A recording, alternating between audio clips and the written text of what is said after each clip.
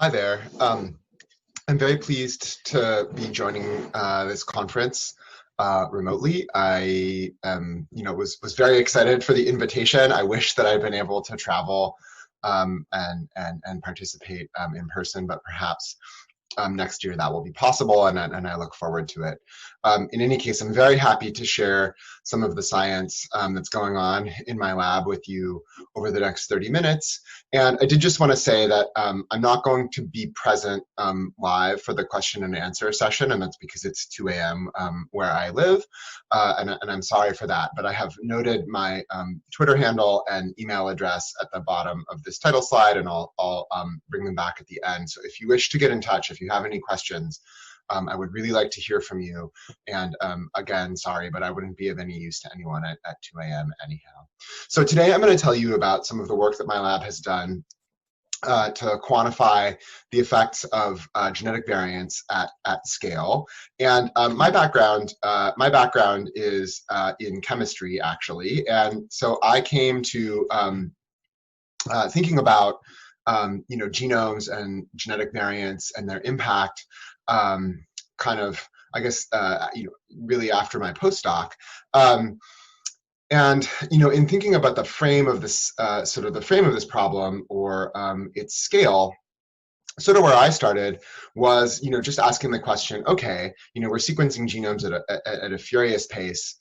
That was, 6 years ago. Now we're sequencing them at an even more furious pace, genomes and exomes.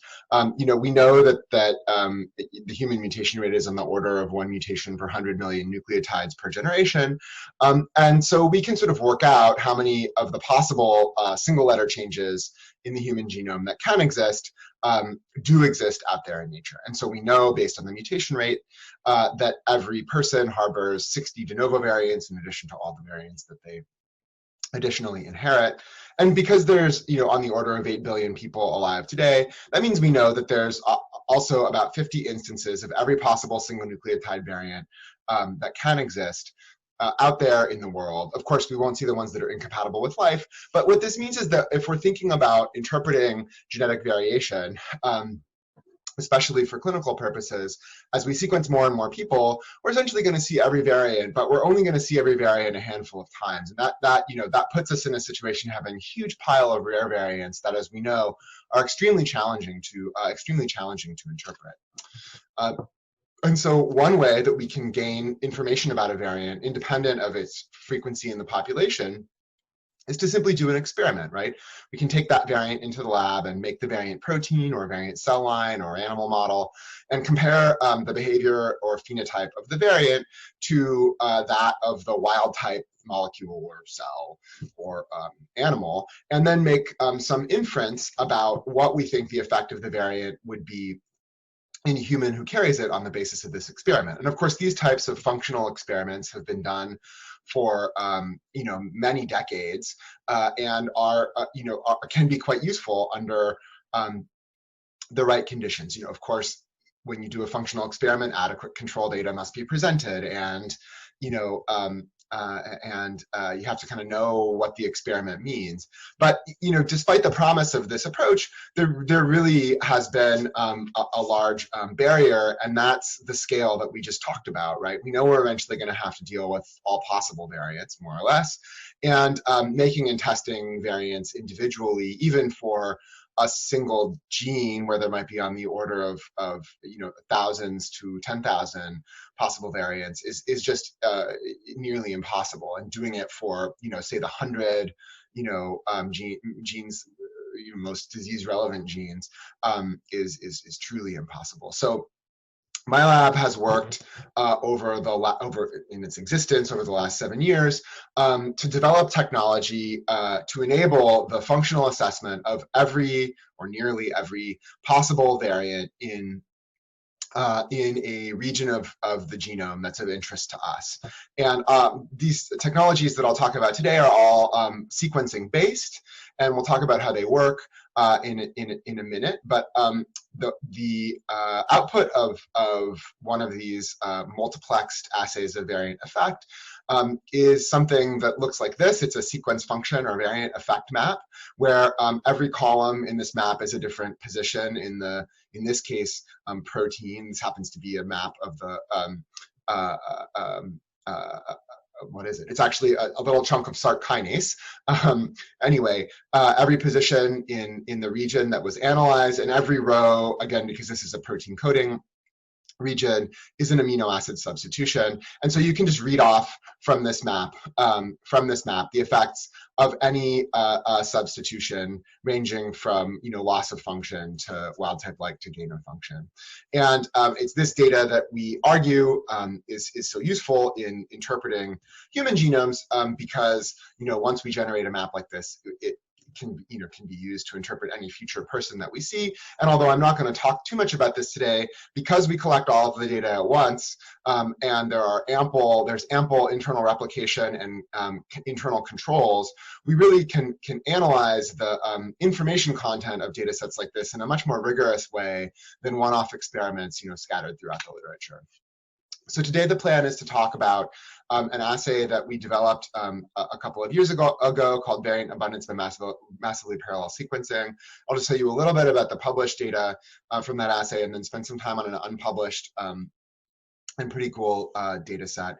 And then I'll introduce you to a new technology called visual cell sorting, which we're also using to generate functional data for variants. Okay, so the idea of variant abundance by massively parallel sequencing comes out of one of the central challenges of this sort of multiplexed assay field that's emerging, and that's that we and others showed that if you have some time on your hands and a talented student or postdoc, you can craft a specific assay for a protein's function that you're interested in. So for example, I mentioned Src. We crafted a really nice yeast assay for Src activity, but of course, most proteins encoded in the genome aren't Src. They're not tyrosine kinases. They might not even be enzymes. And so we need assays that are generalizable to many, if not most, of the proteins encoded in the genome, and which can tell us something that might be useful for making inferences about pathogenicity. And so that led us to start thinking about protein stability and sort of protein abundance inside cells, because one of the most basic properties that your sort of typical globular protein has to have is the ability to be thermodynamically stable, fold up into its intended structure, and thus avoid degradation inside the cell and just achieve the concentration or abundance that it's supposed to achieve. And we know from theory and modeling work, as well as limited experimental work, that many, if not most, of the known Mendelian disease-associated missense variants exert an effect on protein stability. So they interrupt the folding of the protein, and that misfolded protein is then sensed by the cell and degraded, so it's of low abundance, and it's just not around to perform its function. So we thought that we could measure protein abundance in a multiplexed way, that these measurements could be applied to many, if not most, proteins, and that this information would be useful about making inferences about pathogenicity. So we developed a very simple assay for protein abundance. It starts simply by fusing the protein that we're interested into GFP, and then we express this fusion protein in a cultured human cell system using some technology that I'm not going to talk about for handling large libraries of variants in such cells. In any case, if we examine the resulting cells by flow cytometry, we see that they're highly fluorescent, because this stable wild type protein fusion is not degraded. If, on the other hand, we fuse an unstable variant of that same protein to GFP, then this unstable fusion will be recognized and degraded. So cells have a low concentration of this fusion, and if you analyze those cells by flow cytometry, you see that they're much less fluorescent. So that's the basic idea of the assay. Fluorescence is a readout for protein abundance, protein variant abundance.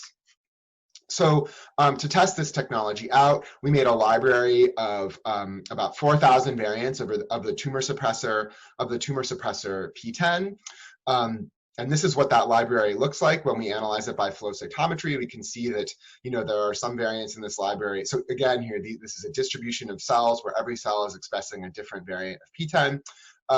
we can see that some cells harbor variants that look like wild type, other cells harbor variants that are quite unstable. And so we then use fluorescence activated cell sorting to separate this distribution or library of cells into 4 different bins. We deep sequence the cells in each bin and then computed a variant abundance score from the distribution of frequencies of each variant across the bins. And that variant abundance score just basically tells us how much of each variant, or how abundant that variant is in this system. And we did a whole bunch of validation that I'm not going to talk too much about. But this is a sort of high-level view of the data. These are density plots for nonsense variants in the assay. They, by introducing a stop codon, wipe out variant abundance. Synonymous variants, which don't have much of an effect. So this is sort of what wild type looks like. And then our missense variant distribution, which again has many variants that look like they don't do much, and some variants that look like they really damage or interrupt stability. Or abundance inside cells. So, and I guess I was telling you about some sort of internal controls for these assays, and you can see here that it's really nice that we can look at a large number of nonsense variants, a large number of synonymous variants, and see that they're sort of well separated in this assay, which gives us confidence that the assay is really measuring what we hoped it would measure. Okay, so we use these continuous abundance scores to just classify variants into categories: low abundance, possibly wild type like, and wild type like. And then we compared these classifications to variants in ClinVar that had been collected and analyzed by clinicians. That's a database of variants with clinical effects or known effects. So there are a handful, many tens of known pathogenic variants in P10, and we can see that in fact most pathogenic variants in ClinVar are of low abundance. In fact, on the order of about 70% of them are low abundance. And so what this tells us is 2 things. First, that it seems like the majority of pathogenic P10 variants are pathogenic by virtue of this low abundance mechanism, and that this assay is pretty good at nominating variants that are pathogenic, right? These variants that are not low abundance but still pathogenic, most of them occur in the active site of the P10 enzyme and eliminate catalytic activity but don't interrupt the abundance of the protein. And this sort of is useful to think about, right? Because this means that this assay can tell us something about whether a variant is pathogenic, but it doesn't provide much information about whether a variant is benign. And so each of these assays, you have to sort of think about what the information content of the assay is.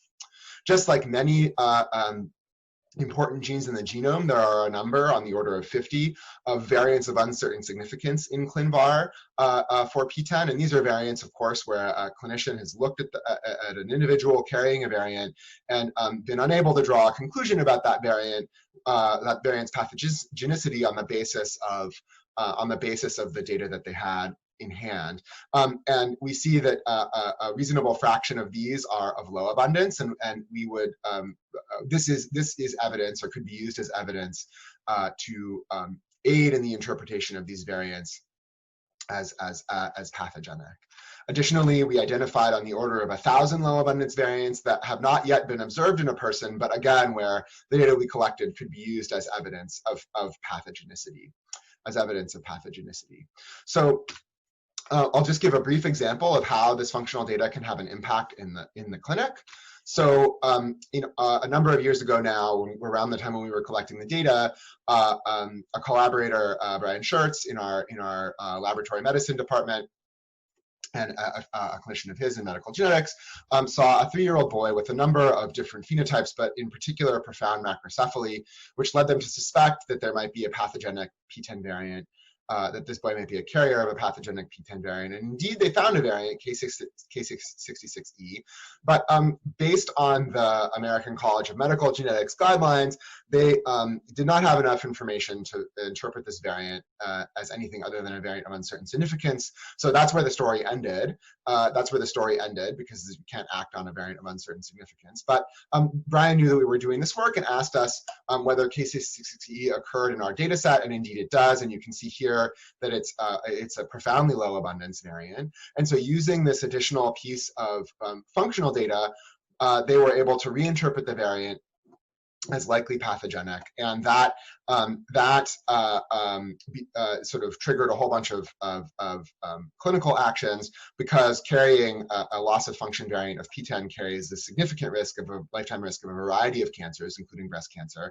And so this led to testing of the other members of the family, and it turned out that the mom was also a carrier of this variant. And so cancer screening has been implemented for this this boy and his mother. And so anyway, it's been really fun and exciting to be involved in at least, even distantly, in clinical work and sort of generating data that gets used in the clinic. Okay, so I want to move on now to a new data set that we've generated using the VAMP-seq assay, and that's for a protein called vitamin K epoxide reductase. And so this is vitamin K epoxide reductase in the context of the vitamin K cycle. It's one of two key enzymes, the other being GGCX, that drives the vitamin K cycle. And the vitamin K cycle is really important because it's needed for the post-translational modification of secreted proteins, including a fairly large number of those that are important for blood clotting. And because of this, vitamin K epoxide reductase is I guess that's a weird way to say it. But in any case, vitamin K epoxide reductase is also the target of warfarin, which is, by virtue of inhibiting vitamin K epoxide reductase, or VKOR's enzymatic activity, is an anticoagulant. And in fact, it's one of the most widely prescribed drugs in the world. And dosing this drug correctly is particularly challenging because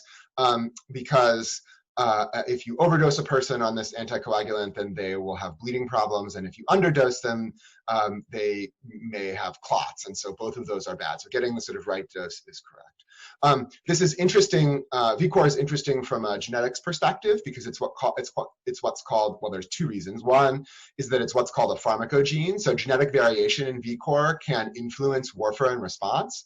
In fact, if you have a copy of VKOR that's inactive, then you'll be more sensitive to warfarin. And there are also warfarin resistance mutations, including the sort of one reasonably high frequency variant, D36Y.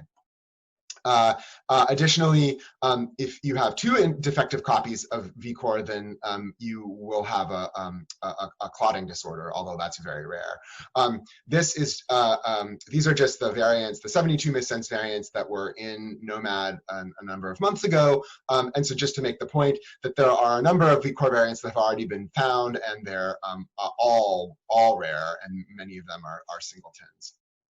So knowing about variation in this gene is important from a genetics perspective, and in fact, what we would hope is that we could use a person's genotype to guide their dosing of warfarin. But in order to do that, we need information about all of these variants. So we generated, using VAMP-seq, a sequence abundance map for VKOR, and I'm just showing you the map here. It's the same type of map that I showed you in the introduction. And this map contains about 90 and a bit % of the possible single amino acid substitutions. And there are all sorts of fascinating things to examine about this map, and I'm only going to have time to tell you about just a couple of the things that we learned. A preprint describing this work has just gone up on bioRxiv, so you can read more about it there if you'd like. So the first thing we can do, of course, is annotate all the variants that exist in Nomad, and we did that, and you see a bunch of blue dots here, and these are variants that are low abundance, and thus we would confer warfarin sensitivity, or if in a homozygous context, confer clotting disorder. So we can annotate variants, that's great. We can also go back and look at the known warfarin resistance variants, because there's been some discussion about what the mechanism is of these variants conferring warfarin resistance. Do they block drug binding? Do they enhance the expression of the enzyme, and so on? And what we can see is that the known warfarin resistance variants span a range of abundances, from one variant that has high abundance, and this might actually be the mechanism of warfarin resistance for this variant, to variants that actually have rather low abundance but still confer resistance. And of course, these variants are likely ones that block binding of warfarin to VKOR. And so this sort of spectrum of variant effects allows us to learn something about the mechanism by which these variants confer confer resistance. Another interesting thing about VKOR is, despite its importance, there's not yet a known structure of, or a solved structure of human VKOR. This is the structure of a bacterial homolog, and you can see that it has this helical bundle, 4-helix bundle a structure. It's actually, VKOR is actually a transmembrane protein that resides in the ER, and so we don't know if this 4-helix structure is the structure that human VKOR also adopts, or whether it adopts a different 3-helix structure that some have proposed and provided experimental evidence for. So we were able to look in our data, because it's pretty comprehensive, and just compare the average, position averaged effects of aliphatic amino acids, in green here, which don't do much, to the position averaged effects of charged amino acids. And what we can see here is that there are 4 regions of VKOR that are really profoundly sensitive to substitutions of charged amino acids. And in fact, there's huge drops in abundance when you stick a charged amino acid in any of these regions. And this is precisely what these regions look like what we would expect for transmembrane domains, right? Where sticking a charged amino acid in the lipid bilayer is a really energetically unfavorable event. And so we can see, comparing the proposed 3 and 4 transmembrane domain models, that the 4 transmembrane domain model is in fact the one that's correct. So human VKOR has 4 transmembrane domains. We were able to go quite a bit beyond this rudimentary analysis using our mutagenesis data to confirm a homology model of the protein. And then we also collected, and I don't have time to talk about, a VKOR activity data set. So we generated a deep mutational scan for VKOR's ability to drive the vitamin K cycle using a vitamin K activity reporter. And by comparing the activity and abundance data, we were actually able to identify at least some residues of the VKOR active site in this homology model structure that we validated. And others have done, I don't want to give short shrift to others who have done very nice computational and experimental work on this front, but I think the scale of our data allowed us to find out some new details about the VKOR active site and about its structure. So what I hope I've convinced you here is now that we've assessed, well, actually now it's well over 10,000 variants in a number of proteins, including the ones I talked about today, as well as a handful of others, we can say pretty definitively that abundance data can reveal pathogenic variants. And in fact, in every protein that we've looked at, more than half of the known pathogenic variants have been pathogenic by virtue of a loss of abundance mechanism. Can teach us about structure and mechanism, and I try to highlight that with the VKOR example, although we also learned a lot about PTEN, and that's in the original paper. And so we think that variant abundance is a useful and interesting property to measure among the many measures that can be made of protein features. Okay, so now I want to move on and use the last 8 minutes or so of the talk to tell you about a new method that we've developed in the lab, visual cell sorting, and a little bit about its application to variant effect mapping. So we've talked about how we can take libraries of mutations and measure their effect on protein function. Others have developed really nice assays for measuring how variants affect gene regulation, like MPRA style assays. And then we haven't really talked about this, but there are also a large number of groups, including ours, that have developed cell growth based assays that can assess the effects of variants. But one thing that's really been lacking is the ability to, in a multiplexed way, measure the effects of genetic variation on cell morphology and behavior in sort of a cultured human cell system. In cultured human cell systems or other model systems. And so there are a variety of ways to solve this problem, including very beautiful work from the Broad and elsewhere on in situ approaches. But we sort of conceptualize the problem in a bit of a different way, thinking, okay, we express a library of variants in cells, and that will drive some phenotypic changes or phenotypic differences in the cells in the culture. And what we would like to be able to do is physically recover cells with characteristic phenotypes and then sequence them to discover which genotypes are associated with the phenotype. And in fact, we'd like to be able to do this for multiple phenotypes simultaneously, and essentially decode the genotype-phenotype map for these cells. And so we developed this method, visual cell sorting, that does this, leveraging 4 existing technologies, automated microscopy and FACS, you already know about. I'll introduce the other 2 briefly here. One is a digital micromirror device, which is a small an array of very small mirrors, which can be switched into an on or an off state. And by controlling which mirrors are on and off, we can produce any pattern of illumination we like in our field of view. And in fact, each mirror is very small. So what that means is that we can illuminate any cell or subset of cells that we want. Here, for example, is 1 pixel of our DMD at 20x magnification relative to the size of a human cell nucleus. So we can illuminate any cell with a phenotype that we're interested in. To record the effects of that illumination, we use a photoconvertible fluorescent protein called Dendra2. It starts out life as a green fluorescent protein, and if irradiated with a small amount of UV light, undergoes an irreversible photochemical reaction to a red fluorescent protein-like state. So we can, said another way, we can zap cells with the DMD, any cells we want, and turn them from green to red. And then we can use FACS to sort them out. So we also developed a lot of computational hardware control backend for our microscope to do this. But basically, we can take a culture of cells comprising tens of thousands of fields of view and instruct our microscope in an automated way to image the cells, use a neural network to classify the cells according to their phenotype, illuminate cells with UV light that we're interested in recovering, have the microscope sort of scan over tens of thousands of fields of view, and then lift all the cells off the plate and use FACS to recover the ones that we're interested in.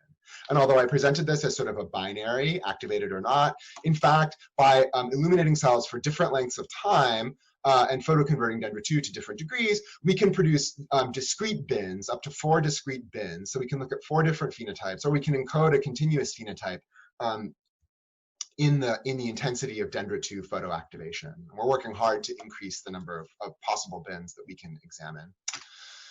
Okay, so I'll tell you first about a quick pilot application of this method, and that's to do a mutational scan of a fairly humble-seeming sequence element, the nuclear localization sequence. So this is a short, positively charged sequence that, if appended to any protein, more or less, will cause it, including this reporter protein, will cause it to be localized to the nucleus, just like this. There are variants of nuclear localization sequences, including this SV40 viral nuclear localization sequence, that disrupt its binding to important alpha and result in cytoplasmic localization of proteins, including this reporter. So we were interested in this sequence because it's short, and there's a very clear visual phenotype for us to examine using visual cell sorting, but also because of the thousands of nuclearly localized proteins encoded in the human genome, 90% of them don't have an annotated NLS. This is actually a really profound sequence annotation problem in the human genome. So we generated a library of SV40 nuclear localization sequence variants in this reporter context, introduced them to our cultured human cell model, and then used visual cell sorting to sort cells into 4 bins, ranging from reporters in the cytoplasm to reporters in the nucleus. And then, just like for VAMP-seq, we deep sequenced cells in each bin, and then computed a localization score by examining each variant's frequency across the bins. Just to give you a sense of throughput, we looked at about 1 million cells in about 10 hours. Okay, so this is what the microscope saw. Our library had a distribution of cells ranging from nuclear to cytoplasmic localization of the reporter. And this is what we got after we sorted and sequenced. Synonymous variants don't have much effect on the nuclear localization, but the missense variants do. So we were able then to develop a sequence function map where blue means cytoplasmically localized variant and red means nuclearly localized variant. This really made a lot of sense based on what we know about nuclear localization sequence variants. We did some validation to show that the technique was quite quantitative, and we were able to use this large unbiased data set to train a nuclear localization sequence predictor that does a bit better than other nuclear localization sequence predictors, and which we applied to annotate the human genome. I don't have time to talk about any of that. So where are we going? We're currently working to make a sequence function map for LMNA, which we find fascinating because genetic variation, germline variation in LMNA, can cause myopathies, but also lipodystrophy and a premature aging syndrome. And we really want to understand how is variation in this one gene connected to these 4 seemingly quite distinct diseases.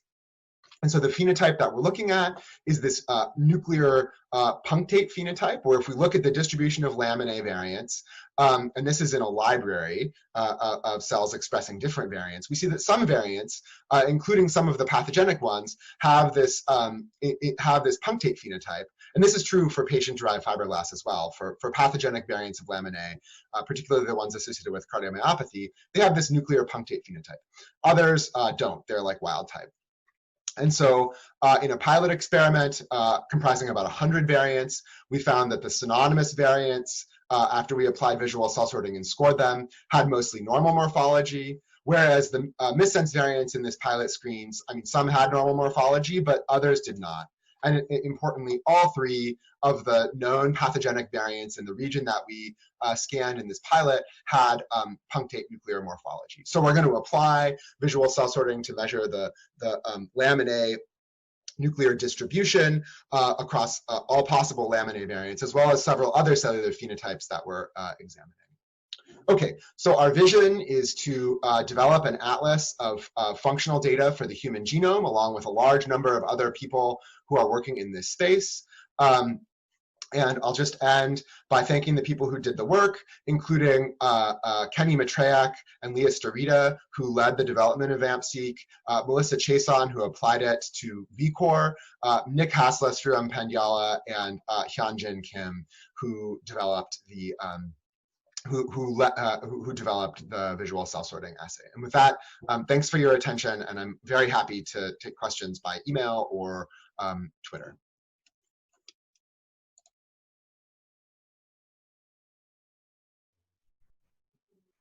Go. Okay. Martin, then it's my turn again, I would say. Yes, great. it is. Thank you, Doug. In the interest of time, we have to be quick here. I just wanted to say that I was informed that there's currently 3,500 people watching. So welcome to ESHG. This is impressive, and thanks to the speakers. The next speaker is an institution and a legend at each ESHG. It's my pleasure to introduce Alexander Heuschen, who will talk about optical mapping. And we're a little bit behind the schedule, but we will do this. And he can also ask, is available for questions afterwards. Take it away, Alex. Thank you.